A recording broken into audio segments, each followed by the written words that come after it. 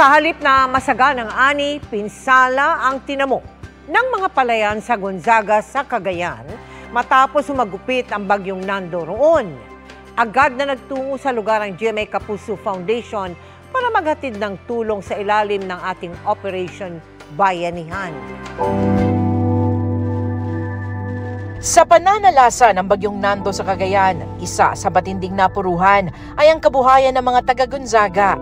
Ayon sa inisyal na datos ng kanilang Provincial Disaster Risk Reduction and Management Office, nasa 5 milyon ang pinsalang iniwan nito sa mga palayan sa lugar. Kaya labis ang panghihinayang ng magsasakang si Elenita mula Barangay Santa Cruz.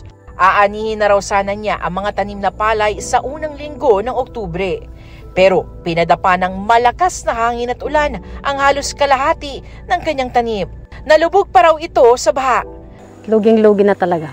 Konti lang yung maani namin dahil nahulog yung mga butil na palay namin. Bagsak presyo talaga ang palay. Noong unang anihan, 11 pesos. Pero sa ngayon na is 7 pesos na. Ngayong araw, nagsimula ng maghatid ng tulong ang GMA Kapuso Foundation sa bayan ng Gonzaga sa ilalim ng Operation Bayanihan.